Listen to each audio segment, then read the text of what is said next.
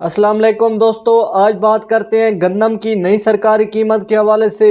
دوستو میں نے آپ کو جو بھی پوائنٹ بتانے ہیں گندم کی نئی قیمت کے حوالے سے بتانے ہیں، اور یہ پوائنٹ جو ہوں گے بہت ہی اہم پوائنٹ ہوں گے۔ انہی پوائنٹوں سے پتہ چلے گا کہ 2025 میں گندم کا نیا ریٹ کیا ہوگا۔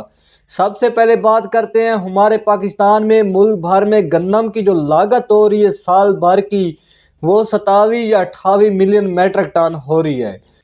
اور اس سال جو کسانوں نے پیداوار حاصل کی ہے، پروڈکشن حاصل کی ہے، وہ 31.2 ملین میٹرک ٹن، یعنی کہ لاگت سے بہت زیادہ کسانوں نے پروڈکشن حاصل کی ہے۔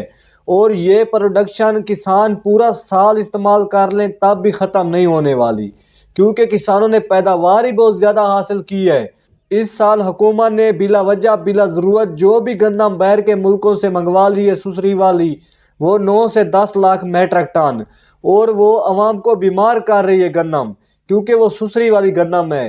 اور اس سال جو ماہانہ گندم استعمال ہو رہی ہے وہ 2.2 یا 2.25 ملین میٹرک ٹن، جو گندم کی تریشر لگنے سے پہلے جو بھی گندم نے ختم ہو جانا ہے وہ 2.2 یا 2.25 ملین میٹرک ٹن گندم نے ختم ہو جانا ہے۔ باقی جتنی بھی گندم بچ جائے گی وہ آنے والے سال کے لیے کافی ہوگی، کیونکہ ملک بھر میں گندم کا سٹاک ہی بہت زیادہ بچ جانا ہے۔ ملک بھر میں جو گندم کا سٹاک بچ جانا ہے وہ 30.2 ملین میٹرک ٹن۔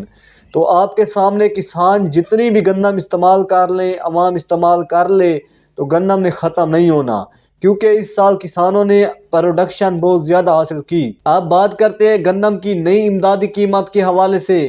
جیسا کہ پتہ ہی ہوگا اکثر کسانوں کو کہ اس سال 2024 میں جو ریٹ مقرر کیا گیا تھا وہ 3900 روپے پنجاب کا تھا اور 4000 روپے سندھ کا تھا، لیکن کسانوں کی گندم ابھی تک گھروں میں رول رہی ہے، پڑی ہوئی ہے، گندم کا ریٹ نہیں مل رہا، کیونکہ کسانوں کو جو ریٹ دیا جا رہا ہے وہ 2400-2500 روپے فی من، اور جو حکومت نے ریٹ مقرر کیا ہے وہ 3900 روپے 4000 روپے۔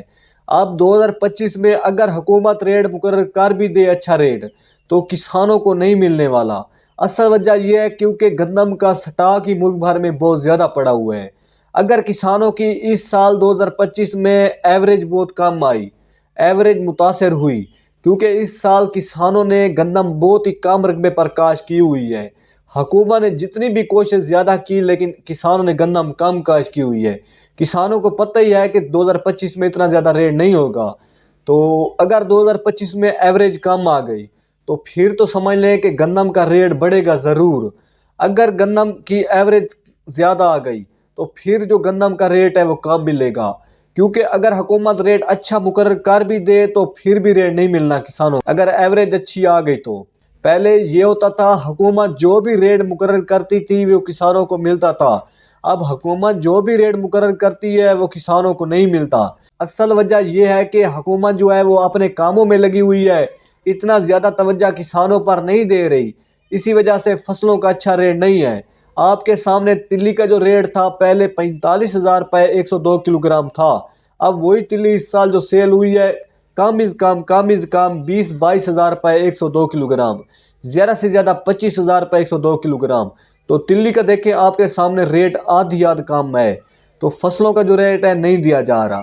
اب منجی والے کسان جو ہیں ان کو بیج اس سال ہائی بریڈ نہیں دیے گئے، منجی والے کسانوں کا جو بیج ہے وہ 2 نمبر تھا، اسی وجہ سے پیداوار بہت متاثر ہوئی، جس وجہ ان کا بھی ریٹ نہیں دیا گیا، منجی والے کسانوں کو بھی اچھا ریٹ نہیں دیا گیا۔ تو اب آپ کے سامنے کسان جو ہیں ریٹ کے حوالے سے کافی پریشان ہیں، کیونکہ فصلوں کا اچھا ریٹ نہیں دیا جا رہا۔ اب حکومت نے دوسرا کسانوں پر پہاڑ گرا دیا ہے کہ کسانوں پر زراعت کے مطابق ٹیکس لاگو کر دی ہے۔ مثال کے طور پر جن کے 7 ایکڑ سے زیادہ رقبہ ہے ان پر 1,000 روپے ٹیکس حکومت نے لاگو کر دی ہے، جو بڑے ذمہ دار ہیں ان پر اس سے بھی زیادہ ٹیکس لاگو